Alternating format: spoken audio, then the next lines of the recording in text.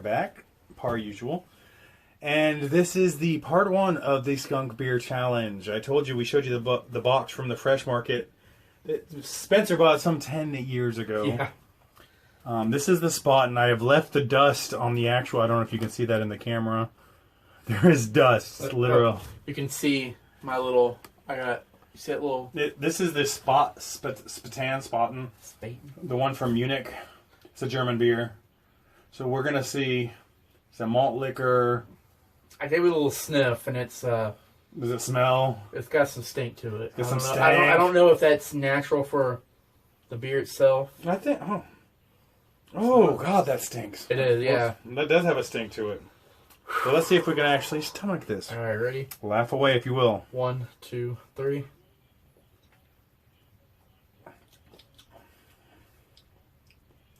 It tastes like a German beer. I gotta say, like, if this is the one that passes the test, the 10-year dusty bottle sitting in a room test, hats off to some German beer, because... well, German beer is always good. But, I don't know. After drinking the lots of names, the pronouns... I just wonder, like, does it have it on there? Like, what the... It's probably around 5%. I'll look it up. I'll put it on the screen. Oh, well, what I don't I'm know. curious about... Drink a second one. Maybe it's just my taste buds after drinking that unpronounceable. Yeah, there's a little bit of a... Yeah. But I wonder, did it ferment more sitting there? I don't know. Because I don't think these aren't the type... There's certain beers you get that have live yeast, and they'll tell you. And that constantly... So, I don't know if you'd leave that, if it would keep upping the percentage. This is tasting kind of flat on the second and the third sip.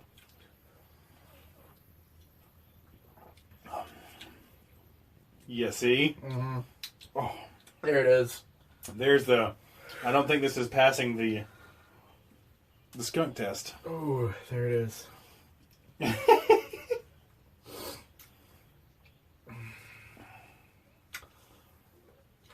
Oh, he's gonna... I thought... Please don't chug it.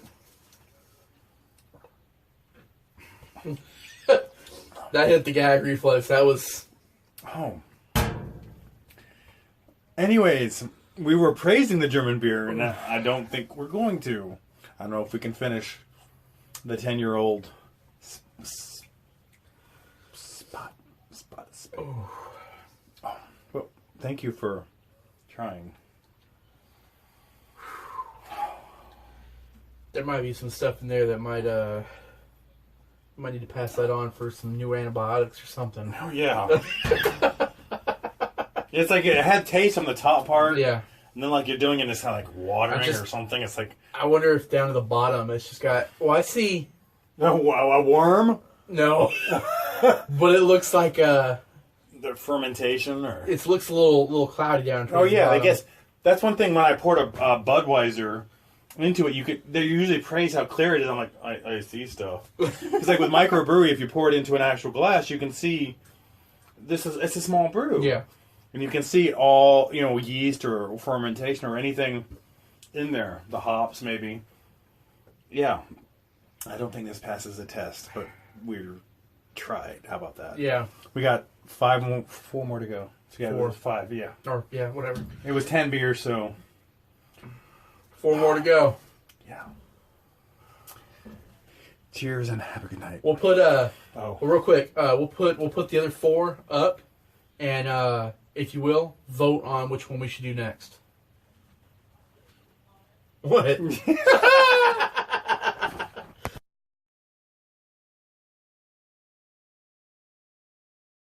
Welcome back.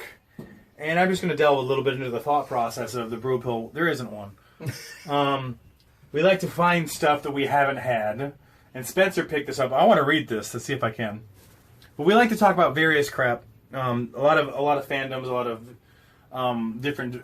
it's Kaboom Splash, Arg Pow Crush, Bang Swarf Crack, Bam Zap Wham, Vroom Ouch, Puff, Sock Smash, Pop, hashtag YOLO, Malik, or something. It is a... It's over here. It's a little line over here. It is a imperial salty milk stout brewed with caviar and champagne yeast.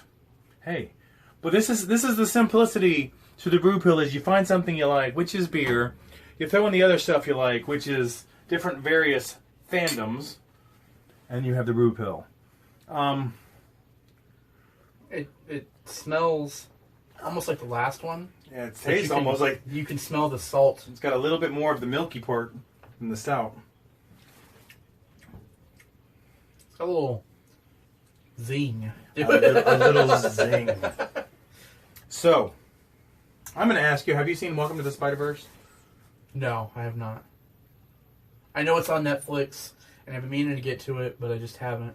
So, can my eyes get bigger? I'm like, seriously, even I've seen this now because of Netflix. And you obviously haven't seen Far From Home yet. I haven't seen Far From Home. Where are conversations going? Is it hitting you? Yeah. Does it have a percentage on that? No, nope, not until I scan it. So it'll be on the screen when I edit it. It's 14%. Wow, that's a lot more. There's a lot of, I don't know if anyone can read. Backwards. No, it's normal in the. Oh, okay. You obviously, are you subscribed to our channel? I subscribe and I watch here and there. I'm just not a fan. Here and there. I'm not a fan of watching myself. Well, I'm not either, but we can listen to it and try to edit it ourselves. Okay. It is hard for me too. I'm not an egomaniac, but I like listening to other podcasts. You have your podcast list, I'm sure. I listen to. I mean, people are probably make fun of me in the comments, but mostly I listen to Joe Rogan. Joe Rogan.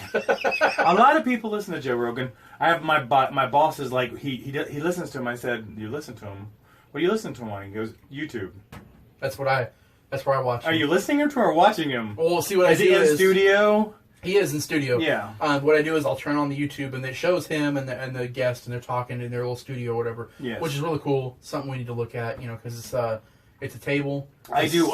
My friend Jonathan Bell. I've told you about Jonathan. Peace out. # Seattle Superman. Excellent Instagrammer. He also does his own podcast. Does his own videos. That's what I want to try to Skype and do an interview with him. That'd be cool. And I'm gonna have you interview him. Because you don't have a clue about him. I listen to every interview with him because he's an awesome dude, and so I want you to interview him. So then you have your questions. I'll show you everything because I'm a little bit more in the know of Instagram and stuff. So I think it'll be fascinating. So that's a shout out to # Seattle Superman. If you don't know who Jonathan Bell is, look him up. # Seattle Superman. I've seen little bits that he's shown me. So. He does cosplay. He's awesome with Photoshop. And I was telling you about earlier is the new podcast I listened to, Cup of Rad. Shout out to Cup of Rad. They're two people they're into fandoms like us, husband and wife. They're in Canada, and they have this awesome freaking toy store, Toy Traders, that they go to.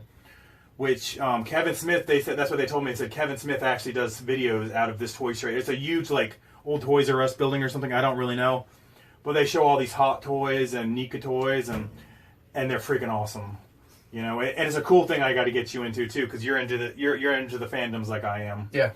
Some of me's not I still love. You can make fun of me all you want, but I still love Power Rangers. Hey, it's okay. Yeah, that's actually what I was gonna bring up. Okay. A minute ago. Have you heard of? It's a guy. I guess he runs it, but it's a group of people. It's called Bat in the Sun. No. They do a lot of they have this series called Superhero Beatdowns. Okay. I'm sure you've seen some of them. There was Batman versus Predator. Was that part of superhero? I saw that 12 or 15 years ago. They've done which had the aliens and the Joker. Yeah. They've done. They did one where it was it was the Green Power Ranger versus Ryu from Street Fighter. That doesn't get easier to No, drink. it doesn't. This is one of those that's getting harder. That's where it creeps on the 14%. But they do this whole series. Well, they have a partnership with Jason David Frank, who is he played the Green Power Ranger, the White Power Ranger, and so on. Yes. They have this new series coming out that they're promoting, but they need funds to help them out with it. Crowd funds or they do a GoFundMe for it. Yes. And they're having a hard time because a lot of the people that watch it, they expect these people to pull off these movie quality series with, limited budget, their own money, basically. Yeah. It's like, they put on there, like, any money we make off of YouTube or anything else goes straight back into making these things. But, sometimes it's not enough. Which is what we hope to do is one day is earn enough just to put back in to get better cameras, better mics, set up a little bit of a green screen or something. Talk to celebrities, Or just at least talk to people. How about that? But they've been having this big thing going on Facebook where, the people at Bad in the Sun, the guy that actually, I guess he kind of runs it, he's been complaining the fact that, these people they're trolling him because of this GoFundMe. And he's like, listen, if you want to watch this, you got to help out a little bit, Yeah. And he's like, we've got, I don't know how many followers. It was some astronomical amount. He's like, if every one of you donated $1, we can make this and make it look amazing. So people automatically think because you've got a name on something that you're rich. Yeah. Because last year there's a group I followed when I was a kid, one of the first heavy metal groups I got into, Striper, and their guitarist last year. I mean, they've been. This was the '80s, and like they're still kind of around now. They've got a smaller name, but they still got a steady fan base. And their guitarist Oz had a medical emergency, and a lot of things. And they set up a GoFundMe, and people were. I read comments like, "You should be rich," and it's like, dude, just because you did that at one time and you were a rock star, you're not still rich. Yeah. You have to have the perfect agent or the perfect way to set everything up and nothing else fail in life. Yeah. Or else you're living paycheck to paycheck just like everybody else. Yeah. I think that happens to a lot of people, like rock stars, especially football players and basketball players. You have to head on your shoulders. They hit that money and they think all of a sudden, I got to live that life. Well, not just that, is they try to help out their neighborhood. There's a lot of people who help out their friends or their family. Yeah. And then it's not always going to come in. And you have to have it. You have to have those investments. Yes. That pay off. You have to be patient and like, hey, I'm not going to spend this right now. There was one football player, I think he played for New England, who he's making a lot of money, but him and his wife sat down and worked the numbers, and they said, we can live off $60,000 a year. So everything else that he's pocketing off his contract goes into investments. Because he's like, I got to think, my career's only going to be so many years, and the rest of my life, and you got to think like that. Yeah. Well, it's like, if you look at like Michael Jordan's a really good example. I mean, he took his career and his money, and he made investments, and I know a lot of it, one of the big ones isn't an investment. It was more of, the fact that he, where he went with his career, but he's with Nike still. Yeah. And he makes, they throw money at the man, Well, they did. That's what everyone thought, though, that he was rich. And he was a lot from Nike, the sponsor by Nike. But, like, through his first 3 championships, he was still going, I think it was the league minimum for the veteran, which wasn't a lot. It wasn't comparative. And then he went to the baseball, and he did the baseball for 2 or 3 years, and then he came out of retirement. And that's when he took it seriously. He's like, no, I think it was, I could be wrong. I think it was, I want what I'm paid for. I want $30 million. And they were like, well, yeah, that's a bargain for Michael Jordan. Yeah. He won 3 more championships. But it was out of respect. It's like, he earned this. Yeah. I mean, no offense. You've got certain people who, in every generation of sports, who are all, and Michael Jordan's synonymous. It's like before him, Wilt Chamberlain or Dr. J. Yeah. And after him, like Kobe, and now Kobe. Not Kobe. I'm trying to think of what the guy's name is. He's now, I don't know if you've watched that. It's been a lot of pressure, because he came out, I think he was relatively young, and everyone's going to eat me alive because he was a Cavalier. And then he was a Laker, and I've been drinking, and I can't think of names. Are you talking about the guy he's with Golden State now? No. Golden State's a totally different team. I'm trying to think of, because there's a guy... Everyone's going to be yelling at the screen, but like, you idiot! Yeah. Because he's my pastor's favorite basketball player. Well, there's a guy, I don't know if you watched on ABC, they have that extreme putt-putt show. It's almost like Wipeout. Extreme putt-putt? Yeah, I'm serious. Like, they have these crazy courses... And it's like, you gotta... Why have I not been informed of this? I would play extreme putt-putt. And it's, the guy from, We Suck at This. We suck at a lot of things, obviously. Hangover. He was one of the cops. You're not helping me now. They stole his cop car, and they were in the police station afterwards the next day, and he was like... I've watched Hangover one time, and it never stuck out. I wasn't a big... The first one was original, at least. The second two, I'm like, really? I saw the first Hangover movie like 6 times in the theater. I loved it. It was different. But, I don't know. We'll think of it, and we'll come back with another episode where we go like... Well, we apologize because we're not great with names. I can see people's faces, especially right there. After 14%, Oh my goodness, of whatever these adjectives are, or pronouns, or... Yeah. We don't do the English very good. Not very good at all. But that's what we're doing tonight. The English. We're going to come back, and I'm just chilling out the first of these skunk beers, and we're going to see how the skunk beers are going to be.